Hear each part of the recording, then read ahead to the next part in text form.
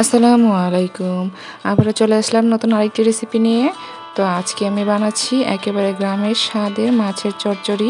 ছোটো মাছের চচ্চড়ি, সাথে থাকবে টাটকা পুঁইশাক আর নরম আলুর টুকরো। এই রেসিপি শুধু সুস্বাদু নয়, একেবারে ভাতের সাথে মানানসই। পুঁইশাকের কোমল স্বাদ আর ছোটো মাছের ঘ্রাণ মিলিয়ে তৈরি হবে একদম দেশি ঘরোয়া মজা। চলুন দেখে নেই কিভাবে সহজ উপায়ে বানিয়ে নেওয়া যায় পুঁইশাক আর আলু দিয়ে মাছের চচ্চড়ি। তো এখানে আমি ছোটো মাছের চচ্চড়ি করব, তো আপনাদের সাথে আমি শেয়ার করব। আর এই জন্য আমি এখানে নিয়ে নিয়েছি কয়েকটা ছোট মাছ, একদম ছোট মাছ, যেগুলো ভালো করে পরিষ্কার করে নিয়েছি। আর সাথে নিয়েছি টাটকা পুঁইশাক। পুঁইশাকটা আমি কুচি কুচি করে কেটে নিয়েছি আর ডাঁটাগুলো পরিষ্কার করে নিয়েছি, একদম নরম ছিল। আর কিছু আলু আমি একদম চিকন করে কুচি কুচি করে কেটে নিয়েছি, যেহেতু আমি চচ্চড়ি করব তার জন্য। এখন একটি কড়াইয়ে প্রথমে আলুর টুকরোগুলো দিয়ে দিব।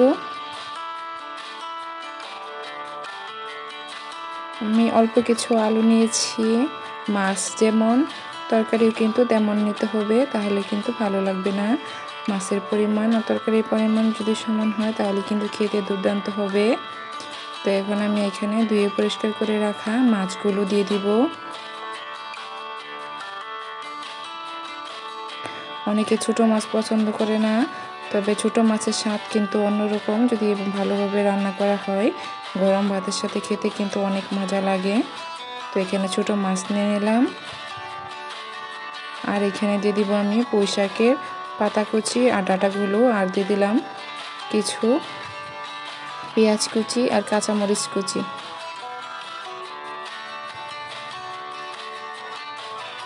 পুঁইশাকের পাতাগুলো, এখন পুঁইশাকগুলো দিয়ে দিব। সব কিছু দেওয়া হয়ে গেলে এখন আমি সবগুলো উপকরণ দিয়ে দিব। এখানে আমি দিয়ে দিলাম 1 চা চামচের মতো হলুদের গুঁড়ো,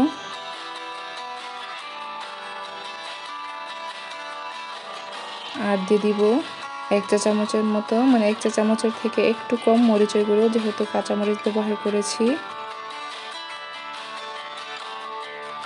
আর দিয়ে দিব 1/2 চা চামচ ধনিয়ার গুঁড়ো।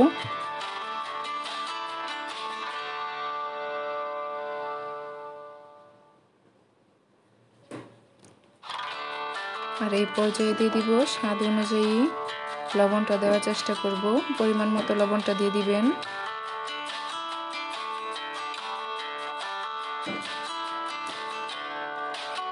লবণ দিয়ে এখন আমি তেল দিয়ে দিব। তেল দিয়ে ভালো করে এটা মাখিয়ে নেব। সব কিছুর পরিমাণ যদি কম ঠিক থাকে তাহলে কিন্তু খাবারটা টেস্টি হয়।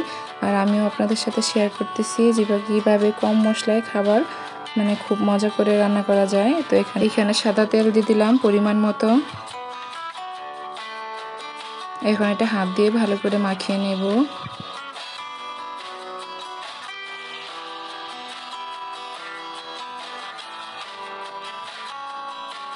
আমি ভালো করে মাখিয়ে নিলাম। অবশ্যই গুঁড়া মাছের চচ্চড়ি যদি করতে চান, ছোটো মাছ, তাহলে কিন্তু হাত দিয়ে ভালো করে সব মশলার সাথে মাখিয়ে নিতে হবে। আমি হালকা আঁচে আঁচে বারবার করে ভালো করে মাখিয়ে নিলাম।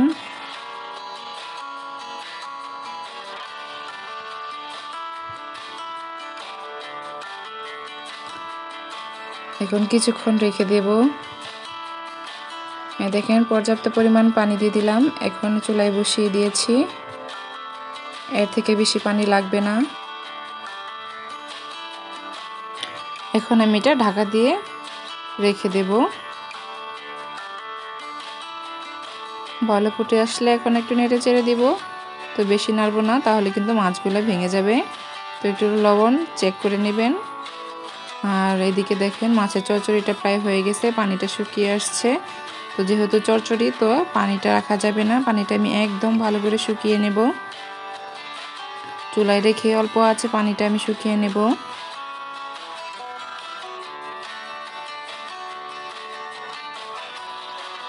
যারা আমার ভিডিওটি এই পর্যন্ত দেখছেন তাদেরকে অসংখ্য ধন্যবাদ আমার সাথে থাকার জন্য।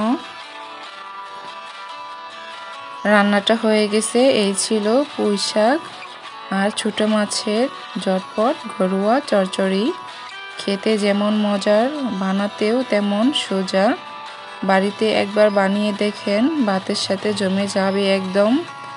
রান্নাটা ভালো লাগলে একটা লাইক দিয়েন, আর এমন আরও রেসিপি পেতে চ্যানেলটারে সাবস্ক্রাইব করতে ভুলবেন না। আজকের মতো এইটুকুই। রান্না করে খেয়ে দেখবেন, মন ভরে যাবে।